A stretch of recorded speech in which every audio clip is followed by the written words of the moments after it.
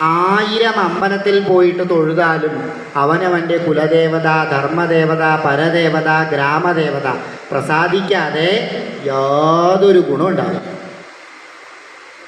5 തരം ഉപാസന ഏതൊരു ഹൈന്ദവനായിട്ട് ജനിച്ചിട്ടുണ്ടെങ്കിൽ 5 തരത്തിലെ ആരാധന കഴിഞ്ഞേ വേറെ ഏത് ക്ഷേത്രാരാധനയും നിങ്ങൾക്ക് പറഞ്ഞിട്ടുള്ളൂ. അതിൽ 5 തരം. അതിൽ ജാതിയോ മതമോ ഒന്നും അല്ല. മതം ഉണ്ട് കേട്ടോ. ഹിന്ദു മതത്തിൽപ്പെട്ടവർക്ക്. മറ്റുള്ളതിൽ എങ്ങനെയാണെന്ന് പറയാൻ നമുക്കറിയില്ല. അതുകൊണ്ടാണ് ഹിന്ദു മതത്തിൽ ജനിച്ചിട്ടുണ്ടെങ്കിൽ, ഹൈന്ദവനായിട്ട് ജനിച്ചിട്ടുണ്ടെങ്കിൽ അവർ ജാതി ഒന്നും വ്യത്യാസം കണക്കാക്കാണ്ട് തന്നെ ഈ പറഞ്ഞ 5 ദേവതമാരെ ആരാധിച്ചേ മതിയാവൂ. എന്താണ് ഈ 5 ദേവതമാരെ? ഒന്ന്, നിങ്ങളുടെ കുലദേവത. ഓരോ കുലത്തിനും ഒരു കുലദേവതയുണ്ട്. ആ ദേവത പ്രസാദിക്കുമ്പോൾ, കാരണം നമ്മളൊക്കെ പരമാത്മാവിൽ നിന്നും വന്ന ഓരോ ജീവാത്മാക്കളാണ്. തിരിച്ച് നമ്മളൊക്കെ എവിടെ എത്തണം? അതേ പരമാത്മാവിൽ എത്തണം. വീണ്ടും അതേപോലെ വരണം, വീണ്ടും എത്തണം. ഇതിങ്ങനെ ഒരു സൈക്കിള് പോലെ ഇങ്ങനെ തിരിഞ്ഞുകൊണ്ടേയിരിക്കണം. കാലചക്രം അതാണ്. അപ്പോൾ ഈ പരമാത്മാവിലേക്ക് എത്തണമെങ്കിൽ അതിനേക്കുള്ളൊരു ചാലകമാണ് നമ്മുടെ കുലദേവത. കുലദേവതയെ അറിയാതിരുന്ന നമ്മുടെ ഈ പറഞ്ഞ പിണ്ടാണ്ടം കഴിഞ്ഞിട്ടുള്ളതാണ് പ്രേതം. ആത്മാവിന് മരണമൊന്നുമില്ല. പക്ഷേ നമ്മുടെ കർമ്മം അവിടെ ബാക്കി നിൽക്കും. ആ കർമ്മം കുലദേവതയിലാണ് പോയിട്ട് ശാന്തി അടയേണ്ടത്. ഈ കുലദേവതയെ അറിഞ്ഞില്ലെങ്കിൽ നമ്മുടെ ആ ഒരു കർമ്മത്തിന് ശാന്തി ഉണ്ടാവും. കർമ്മത്തിന് ശാന്തി ഇല്ലാതെ ആയാൽ ആ മരണപ്പെട്ടു പോയ പിതൃലോകത്തേക്ക് പ്രവേശിക്കുന്നില്ല. പരേതാത്മാവിനപ്പം ശാന്തിയില്ല എന്ന് പറയും. മനസ്സിലായില്ലേ? പരേതാത്മാവിന് ശാന്തിയില്ല. അപ്പം നമ്മൾ വേഗം പോയി അതിന് വേണ്ടുന്നൊക്കെ ചെയ്തു. എന്ത് കാര്യം? കുലദേവത പ്രസാദിക്കണം. നമ്മുടെ ഓരോ കർമ്മത്തിനും നാഥൻ കുലദേവതയാണ്. അപ്പോൾ നമ്മൾ ആദ്യം അറിയണം നമ്മുടെ കുലദേവത ഏതാണ് എന്നറിയണം. അപ്പോൾ കുലദേവതയെ മനസ്സിലായി, അത് ആരാധിച്ചു. രണ്ടാമത്തത് പരദേവത. പാരമ്പര്യമായിട്ട് നിങ്ങൾ ഏത് ക്ഷേത്രത്തെ ആസ്പദമാക്കി ജീവിച്ച് ആരാധിച്ച് വരുന്നു, അത് നമ്മുടെ പരദേവതയാണ്.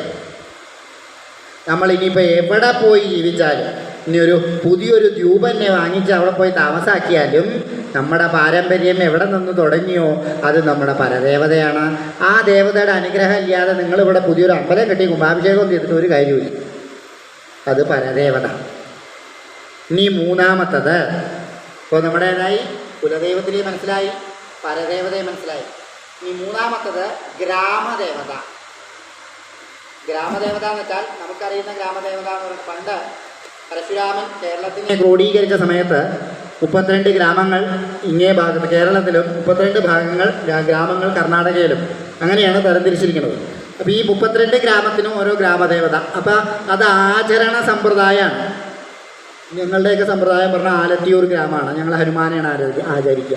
ഞങ്ങൾക്കൊരു പഴഞ്ചൊല്ലുണ്ട്, മന്ത്രം ജാസ്തി ഫലം നാസ്തി. മനസ്സിലായില്ലേ? ഫലം വേണ്ട, മന്ത്രമാണ് ജാസ്തി വേണ്ടത്. കാരണം ഓരോ ഗ്രാമത്തിനും ഓരോ ആചരണ സമ്പ്രദായമുണ്ട്.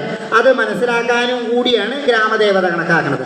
അതല്ലാതെ സാധാരണ എല്ലാ ജനങ്ങൾക്കും ഓരോരോ ഗ്രാമത്തിൽ ഒരു ദേവത ഉണ്ടാകും. മനസ്സിലായില്ലേ? ഇപ്പോൾ ഒന്ന് ചിന്തിക്കുക, ഈ പാങ്ങൽ, ഈ ഒരു പ്രദേശം മുഴുവൻ, ഒരു ഉദാഹരണം പറയുക കേട്ടോ. ഇവിടുത്തെ ഗ്രാമദേവത ഏതാണെന്ന് ചോദിച്ചാൽ ചെരുപ്പിൽ ഭഗവതിയാണ്. അല്ലേ? ഈ ഗ്രാമദേവത ചെരുപ്പിൽ ഭഗവതിയാണ്. അത് ഗ്രാമദേവതയാണ്. ആ ഗ്രാമദേവതയെ നമ്മൾ എന്നും സ്മരിക്കണം. നമ്മൾ ഏത് നാട്ടിൽ പോയാലും നമ്മുടെ ഗ്രാമദേവതയെ നമ്മൾ സ്മരിച്ചിരിക്കണം. ഇങ്ങനെ കാരണവന്മാർ പറയാൻ കാരണം, അപ്പം നമുക്ക് നമ്മുടെ പൂർവീകവും ഓർമ്മയിലുണ്ടാവും. അതപ്പോൾ നമ്മുടെ പൂർവീകം നമുക്ക് മറക്കില്ല, അല്ലേ? അപ്പോൾ അതാണ് മൂന്നാമത്തെ ഭാഗം. ഇനി നാലാമത്തത് നമ്മുടെ ഉപാസനാമൂർത്തി. ഏതൊരു മനുഷ്യനും ഒരു ഉപാസനാമൂർത്തി വേണം. മനസ്സിലായില്ലേ? എല്ലാവർക്കും. ഇപ്പം ഞാൻ കൃഷ്ണനാണ് ആരാധിക്കണത്, അദ്ദേഹം ശിവനെയാണ് ആരാധിക്കണത്. ആരാതിൽ വലുത്? ചന്ദ്രനെ നിങ്ങൾ, സൂര്യനെയും ചന്ദ്രനെയും നിങ്ങൾ പല ദിക്കുന്നും പോയി കാണുന്നില്ലേ? അല്ലേ?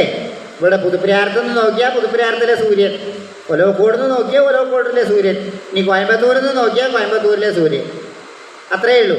സൂര്യൻ എല്ലാ ദിക്കിലും ഒന്നേ ഉള്ളൂ. അതിൻ്റെ ഏത് ഭാഗത്തുനിന്ന് നിങ്ങൾ നോക്കുമെന്നോ ആ ഒരു ഭാഗത്തെയായി അത് മനസ്സിലാവുന്നു. എന്ന പോലെ കൃഷ്ണനായാലും രാമനായാലും ശിവനായാലും ഗണപതിയായാലും മുരുകനായാലും നിങ്ങളുടെ മനസ്സിൽ നിങ്ങൾ ആത്മാർത്ഥമായി ആരാധിക്കുന്ന മൂർത്തിയാണ് നിങ്ങളുടെ ഉപാസനാമൂർത്തി.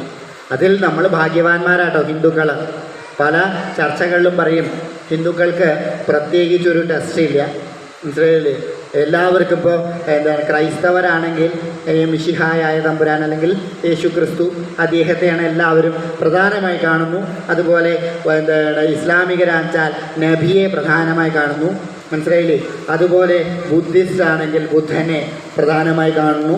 അതുപോലെ ജൈന മതക്കാരാണെങ്കിൽ തീർത്ഥകരന്മാരെ പ്രധാനമായിട്ട് കാണുന്നു. പാസികളാണെങ്കിൽ അവരുടേതായിട്ടുള്ള അവരുടെ ഗുരുപാദത്തിനെ അവർ പ്രധാനമായിട്ട് കാണുന്നു. അങ്ങനെ ഓരോരുത്തരും ഓരോന്ന്. അതിൽ വെച്ച് ഭാഗ്യവാന്മാർ നമ്മളാണ്. എന്താ കാരണം നിശ്ചയമാണ്? നമുക്കുമുണ്ട് ശങ്കരാചാര്യരെ, ചട്ടമ്പി സ്വാമികളെ, ശ്രീനാരായണ ഗുരു, അതുപോലെ പല പല പല പല എന്താണ് തപോവനം സ്വാമികളെ, ചിന്മയാനന്ദ സ്വാമികളെ, അങ്ങനെ എത്ര എണ്ണിയാൽ ഒതുങ്ങാത്തത്ര സ്വാമിജിമാർ നമുക്കുണ്ട് അല്ലേ? ഉപദേശകര് അല്ലെങ്കിൽ പ്രചോദകര് അല്ലെങ്കിൽ പ്രവാചകര് നമുക്കില്ലേ അല്ലേ? പക്ഷേ അവരെയൊക്കെ നമ്മൾ ഗുരുവായിട്ട് കണ്ടിട്ട് ഈശ്വരനെ നേരിട്ട് ആരാധിക്കുന്നു. അവർ ആ ഗുരുവിനെ ആചാരിക്കുന്നു. അപ്പം ആരാ ഭാഗ്യവാന്മാർ? അവരിപ്പോഴും ഗുരുവിലെ എത്തിയിട്ടുള്ളൂ അല്ലേ? നമ്മൾ ഈശ്വരനെ നേരിട്ട് ആരാധിക്കാൻ ഭാഗ്യമുള്ളവരാണ്. ഇത്ര ഭാഗ്യം ആർക്കുണ്ട് അല്ലേ? അതിലൊരു ഭാഗ്യക്കുറവുണ്ട് കേട്ടോ. അവർ ഗുരുവിനെ ആരാധിക്കുന്നതുകൊണ്ട് അവർക്ക് ഗുരുത്വമുണ്ട്. നമ്മൾ ഗുരുവിനെ നിന്ദിക്കുന്നവരാണ്, മനസ്സിലായില്ലേ? അപ്പം നമുക്ക് ഗുരുത്തമില്ല.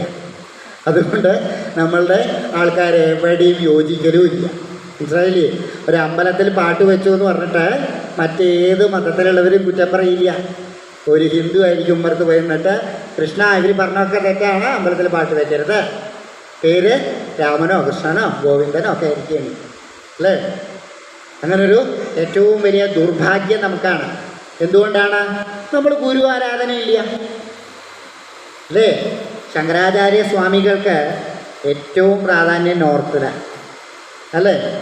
അദ്ദേഹം ജനിച്ച് അദ്ദേഹത്തിൻ്റെ കാലടി പെട്ടത് കൊണ്ട് ഈ സ്ഥലത്തിന് കാലടി എന്നുള്ള പേര് വന്ന് ഇത്ര മഹത്തായ സ്ഥലം എവിടെയാണ്? കേരളത്തിലാണ്. ഇന്നും എത്രയോ പേര് ആ കാലടിയെ കാണാത്തവരുണ്ട് അല്ലേ? ഒന്ന് ചിന്തിച്ചു നോക്കൂ. അപ്പോൾ ഗുണങ്ങളുണ്ടെങ്കിലും അത് ഉപയോഗിക്കുന്ന രീതിയിലാണ്. അപ്പോൾ 9 പാഷാണം കൊണ്ട് വിഗ്രഹമുണ്ടാക്കി സകലമായ രോഗങ്ങളെയും തീർത്തു ഭോഗർ എന്ന സിദ്ധർ അല്ലേ? 9 പാഷാണം വിഷമാണ് അല്ലേ? ആ വിഷം കൊണ്ട് രോഗം മാറ്റാം. പക്ഷേ വിഷമായിട്ട് കഴിച്ചാലോ? ഇതാണിപ്പോൾ നമ്മുടെ സമൂഹത്തിൽ നടന്നുകൊണ്ടിരിക്കുന്ന കാര്യം. അപ്പം ആ ഗുരു, അവരൊക്കെ ഗുരുവിനെ ആചരിച്ചു. ആ ഗുരുത്വം കൊണ്ട് അവർ നാൾക്ക് നാളെ വികസിച്ചും വിസ്തരിച്ചും വർദ്ധിച്ചും പോണു.